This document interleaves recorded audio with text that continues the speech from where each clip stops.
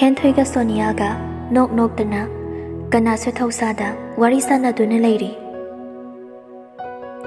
Henthoi mayam leiri duda onchinduna noi medam angangdubu hauji phonglakde mabula aroiga hairambrone mayam dusu henthoi nangangliba mayamdu taningde manaruba sutan khumda yadabagon hairamde kaimda Sonia sunoklaga madugi angang machada sakti takhatpani phajana adubu ngasidi mangondagi ngamdoiba aigi ita yaurabanina kaim khanbidre natra thoi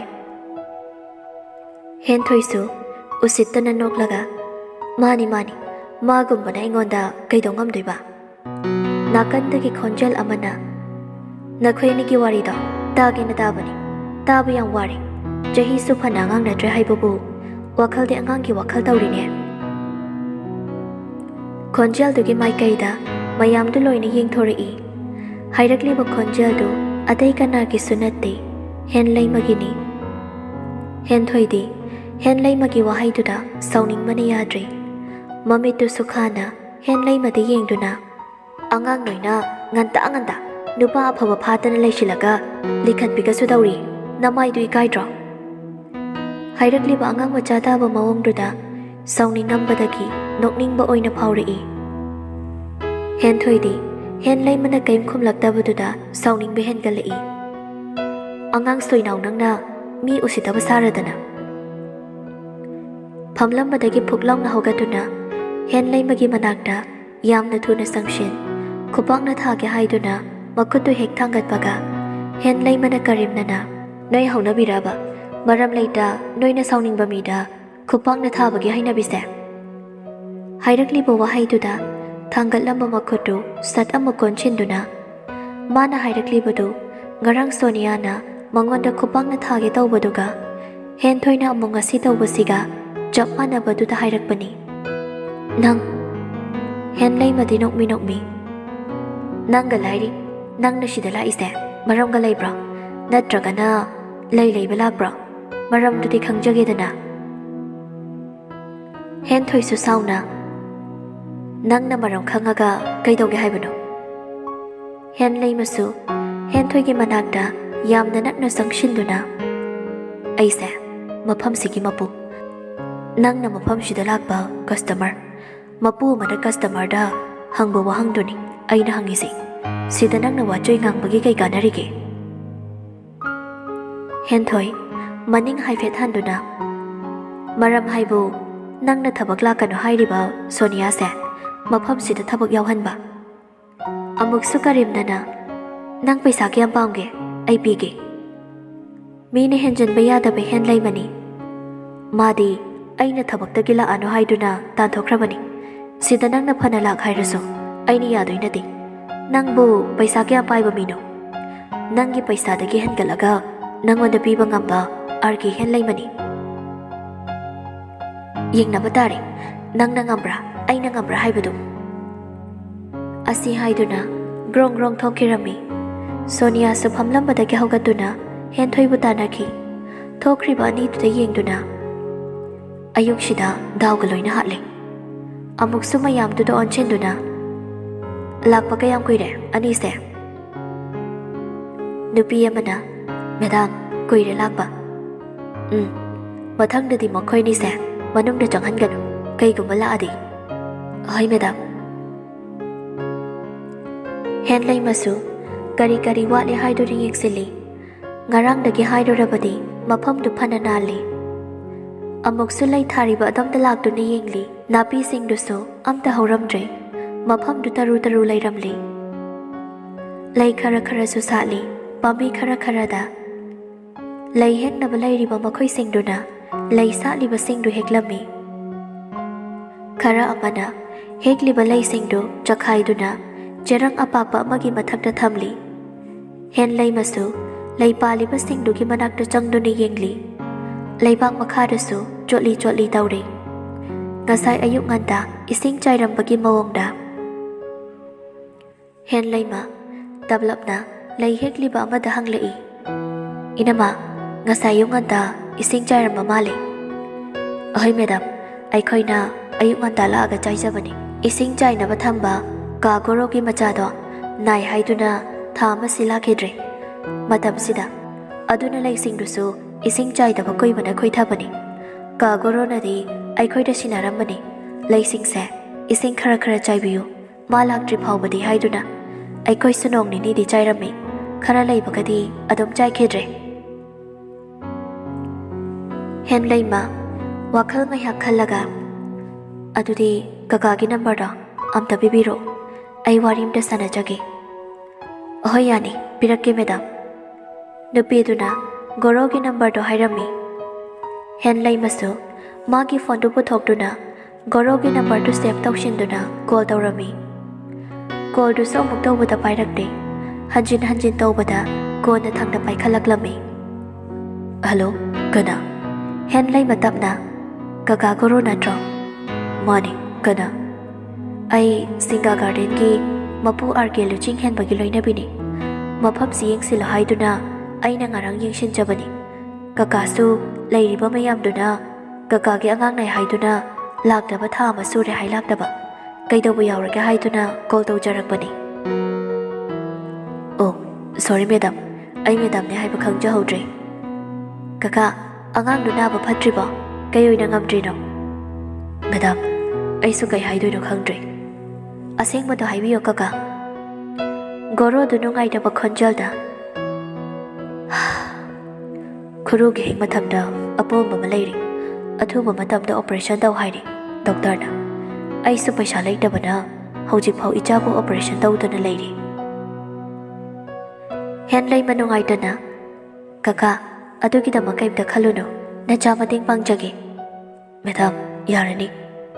Kaka, Aibasu, Kakagi Ichanupini Halaga, Aina Hijabasiabio. Kaka, Ichanupasunaba Paradi, Kakasuma Pamshida Lagduna, Hanagum Yakshin Bio, Hayamam Operation Taunaba, Doctor Dahayo. Goro Kum Lakti, Wahay Amapau. Kaka, Najana Hijabasi, Yabining Draba. Madam, I kay Haidu no, I Kangre. Kaka, Adum na Pugni Shantagano.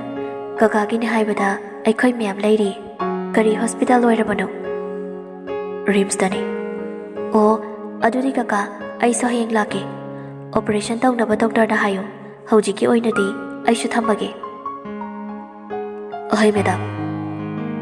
Henlay Mr. Gold to Tomkibaga, sore Amukdang Sang no Hondok J. Aduga, Manak the lay Hickley Manupiduda, Amuk on Chenduna. Inama, I saw some Damuk Oh, madam. Jerang the Chakai do not hamli balay sing do. Mapana Amuputok do not hamli, lay semli bakarana. Mana bapunchin do na semli. Kara amana lay sing do, mixed ocean do na semli. Mapam do, G. Ipumji. Lay balak ba missing suyamde. Mi kara do, adumaglagli. Lagli bakaramadi. Haraw, garden do ying basuyauri. Dukan pamli baparing do da, flower sing na, Semba, perfume kayasu, sem do na thamli. Henlay masu, ngarang kagdalak panina, perfume sem do na thamli badu, ying silude, hauji kagdada urai. Perfume su, yam na sem da bukoi bana, mga dara dagi hen na thamde. Ngasay gi lay shing do dagi, rose ngak da pulap oi badu, laukatuna. Mana sing do, pachana thadali. Henlay masu, Rose manam maliba makoy kara do da hanglai. Mana sing sina perfume sem na bra. Ahoy madam. Mapam do yam thajadana, jaw bahay badu oirami. Hauji kakda da kang mangami. Hana mapam sida, mi marang kay na laong gani haiba.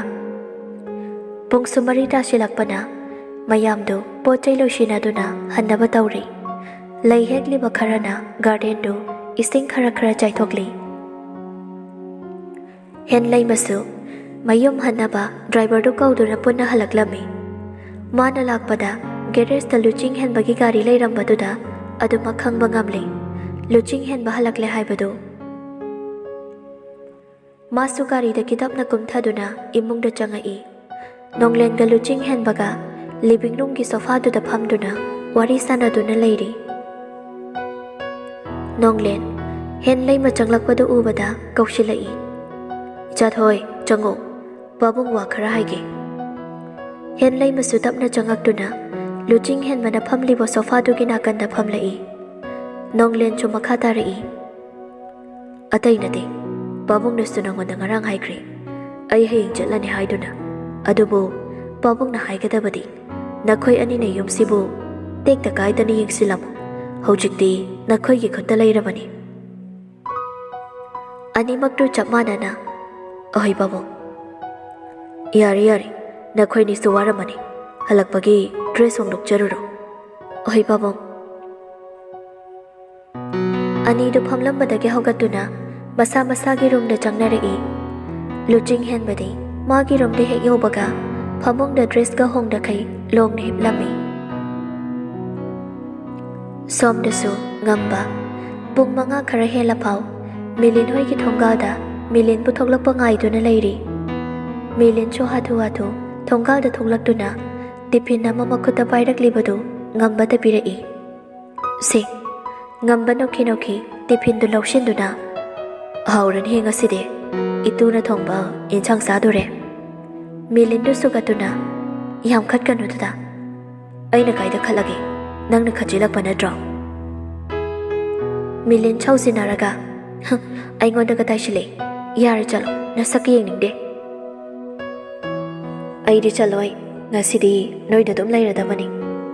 Milin pa khatna dada hau nukside cho aseng mai nuksidabra. Asi haiduna machin du paithoi. Ani du thengi haiduna na chongbiba natte. Makhoi ani gi oiba nungsi wari chikthanari. Dada thengi aishu sangage imana kaurani. Oiba dada gi len. Milin chu ngambada irang minok ama noksilamduna mayumlom da senchinki. Ngamba sumonda nungaina yumlom da halai. Mana halakpada mapa du sumangduda hangat handa chatuna sanaduna lairi. Macha gi gari thaujilakpaduda mapa du mamit paina macha da yengduna. San angawbudu mangaire nangna tawrishi. Nonganbadagi numitabu phauba gari du thaudana. Khada mukchat wangda mukchat san angawbudagi nangna hele chatpadi. Babong san loidrasu yanabani. Masi yengone.